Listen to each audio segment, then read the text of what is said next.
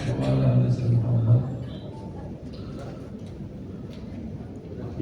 saya hormati tim monitoring Muslimbang Kecamatan, teman-teman dari Bapeda Komunikasi, selamat datang di kegiatan Muslimbang Kecamatan Cikarang.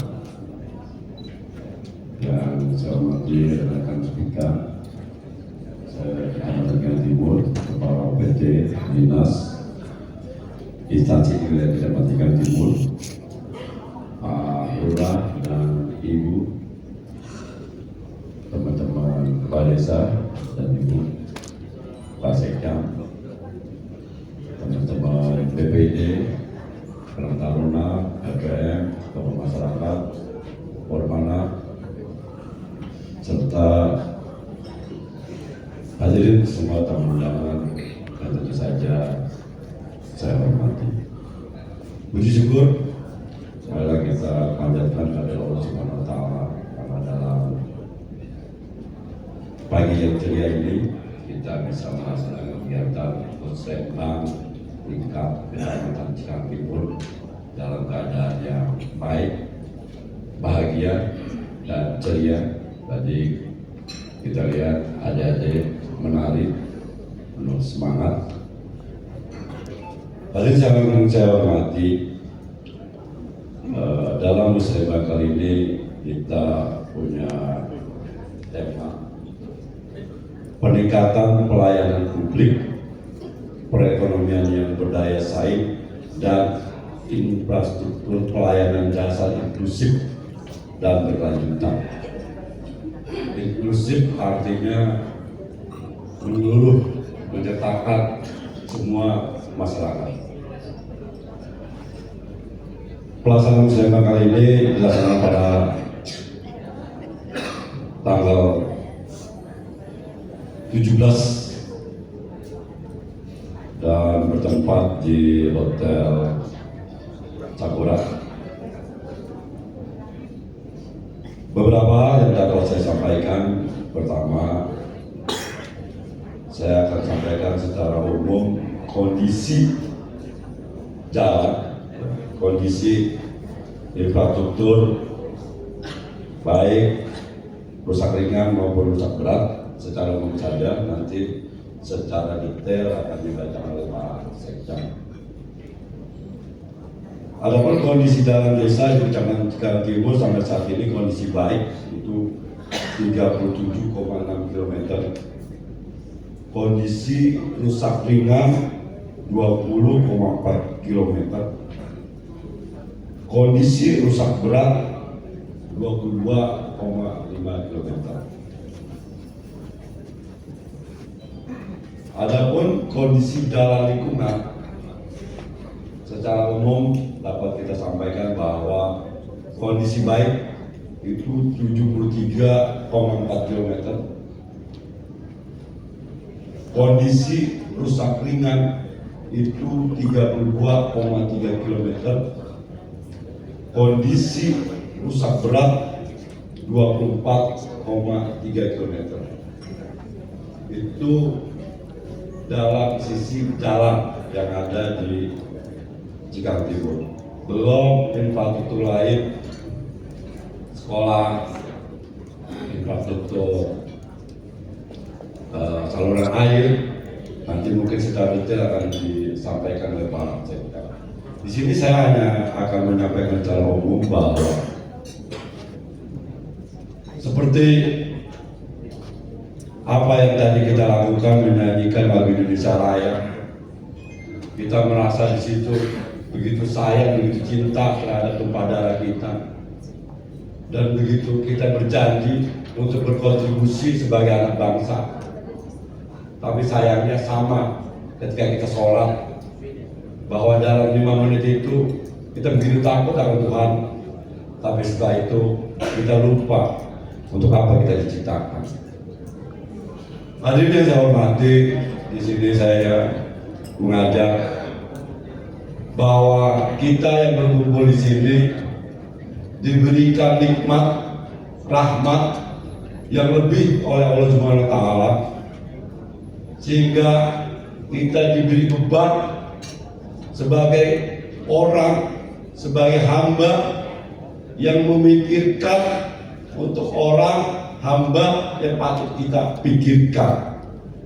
Maka kita berkumpul di ruangan yang nyaman ini untuk memikirkan bagaimana nasib orang-orang yang kita pikirkan di sana, supaya apa yang menjadi cita-cita kita merdeka, mensejahterakan seluruh bangsa, mencerdaskan seluruh bangsa, menjamin keamanan, menjamin kesempatan pendidikan, kesempatan bekerja, itu bisa kita fasilitasi dengan baik.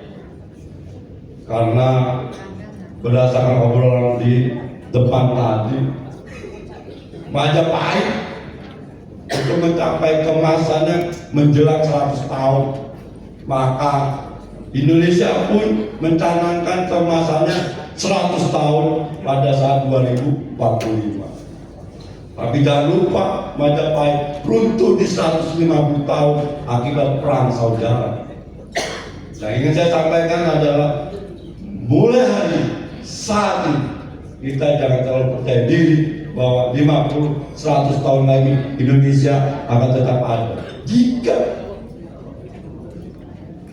cara kita berbangsa dan bernegara kita tidak perbaiki sebagaimana mestinya, kita asik dengan kepentingan sendiri, kita asik dengan hanya menggugurkan kewajiban,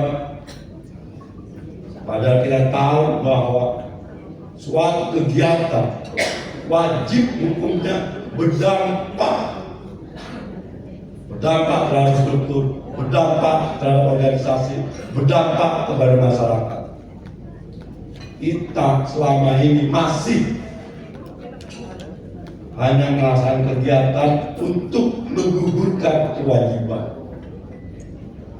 Sama ketika kita sholat, sekedar menggugurkan kewajiban, setelah sholat kita tidak memahami untuk apa kita diciptakan. Hadirin yang saya hormati, berangkat dari rasa keprihatinan ini karena 5 tahun, hampir 5 tahun saya di Cikampek Timur. Tadi bahkan Pak Sekam bicara Bapak udah 1 periode dan lama-lama gantian. Saya sampaikan ke saya bahwa saya itu terserah di mana rakyat menginginkan saya. Kayak mobil politik. Artinya bahwa jabatan hanyalah perjalanan karir. Dimanapun kita berada, buatlah, tunaikan apa yang menjadi tupoksi kita untuk dampaknya kepada masyarakat. Saya ingin Bapak Ibu yang hadir di sini mampu memberikan solusi, mampu bersinergi. Problem dari pola pembangunan kita adalah kurangnya sinkronisasi, kurangnya sinergitas. Ada dinas teknis ini, dinas teknis itu, masing-masing effort di bidang masing-masing. Tapi dia lupa bahwa semua instrumen ini harus bertemu di satu titik. Apa titiknya? Kesejahteraan masyarakat Kabupaten Bekasi. Pertanyaan saya, hampir 80 tahun kita merdeka, apakah masyarakat kita semuanya hampir sejahtera? Boro-boro. Artinya ada masalah dalam cara kita melaksanakan apa yang menjadi amanat, apa yang menjadi tanggung jawab di pundak kita. Kita ini penyelenggara pemerintahan, penyelenggara segala urusan, maka kita wajib memastikan segala urusan itu yang menjadi tanggung jawab kita, sosial, ekonomi, pemberdayaan, keamanan, harus sampai hadir di rumah tangga rakyat yang kita kerja untuk mereka. Jangan sampai kondisi terbalik. Pada saat di meja makan kita pilih menu, rakyat di meja makannya nggak ada menu untuk dimakan. 80 tahun kita merdeka, kebutuhan dasar kita masih pusing, infrastruktur dasar kita masih belum tuntas. Orang lain sudah mengatur lalu lintas traffic udara, kita traffic darat saja masih banyak yang seberat. Apa yang salah dalam orang bangsa ini?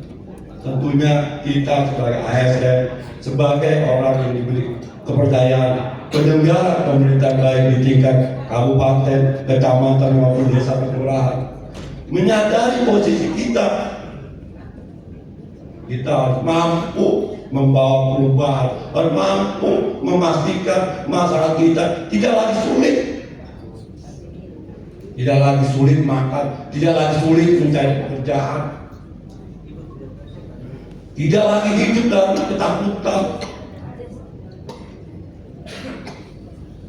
Itulah tujuan kita berserikat, kita mengikatkan diri dalam satu wadah negara kesatuan Republik Indonesia.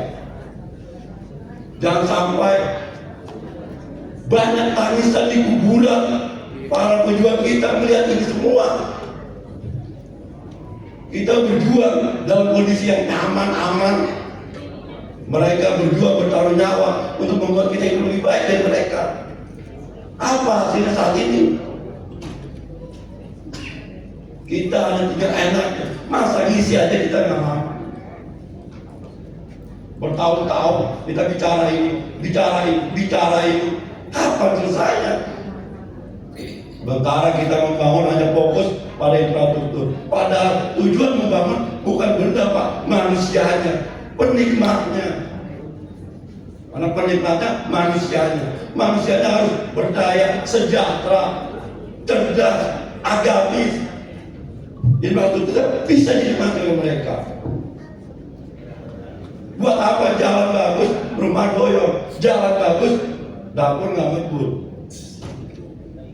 Saya berharap di sini juga hadir teman-teman dari dunia usaha. Saya memahami bahwa teman-teman dari dunia usaha punya tanggung jawab berbeda dengan kita, karena mereka bagaimanapun profit oriented. Tapi harus ada tentu saja kepedulian yang dilakukan oleh mereka. Kalau kita bicara jujur, kita bicara Cikarang Timur, dilingkupi ratusan perusahaan, kita bicara CSR, semua nggak ngerti itu CSR, nggak ada di kita penjelasan konstruktifnya. Logikanya seperti ini sederhananya. Jika 10 perusahaan kita wajibkan membangun 5 rumah tidak layak huni, kira-kira ada berapa perusahaan di Cikarang Timur? Biarkan mereka branding. Saya yakin dalam 10 tahun ke depan nggak ada lagi rumah doyong. Ironis ketika masyarakat kita tidak punya akses ekonomi, tidak punya akses hidup, karena tanahnya sudah menjadi bangunan usaha. Sementara kita mewarisi kemiskinan turun-menurun. Uyut miskin, engkau miskin, bapak miskin, jangan sampai anak dan cucunya miskin. Problem di kita memelihara kemiskinan, bukan memutus garis kemiskinan. Kemiskinan hanya bisa diputus oleh 2 hal. Pertama, pendidikan yang tuntas. Kedua, terjaminnya pekerjaan dan kehidupan yang layak. Baru jangan sampai bapaknya tukang becak, mohon maaf, anaknya tidak lebih baik dari itu. Buat apa kita berdiri di sini? Buat apa kita sekolah? Buat apa kita menjadi pemimpin mereka? Ketika adanya kita tidak membawa dampak bagi mereka. Saya merasa malu Pak. Saya orang Bekasi, lahir di Bekasi, mungkin mati pun di Bekasi. Saya yakin bahwa itu sesuatu seperti itu. Karena dalam paradigma baru, orang Bekasi bukan cuma orang yang lahir di Bekasi, tapi orang yang hidup di Bekasi dan memikirkan Bekasi, itu orang Bekasi.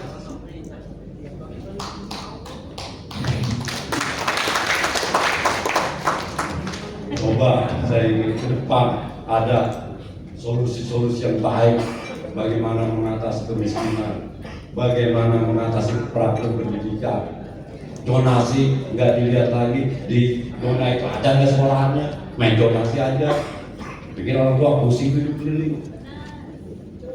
Jadi kita kalau membuat aturan, lihat dulu ada nggak infrastruktur dasarnya. Kalau nggak ada jangan, karena kita hadir, kita ada untuk mengurus mereka, untuk meringankan beban mereka. Bukan kita hadir untuk membuat mereka sulit, bukan. Jadi hadirin yang saya hormati, saya ingin mengajak semua stakeholder yang ada di sini menggunakan kepercayaan masyarakat untuk sebesar-besarnya kita tunaikan apa yang menjadi kewajiban kita sehingga kursi kita bermanfaat buat mereka. Amin. Demikian yang bisa saya sampaikan, kurang lebihnya mohon maaf. Assalamualaikum warahmatullahi wabarakatuh.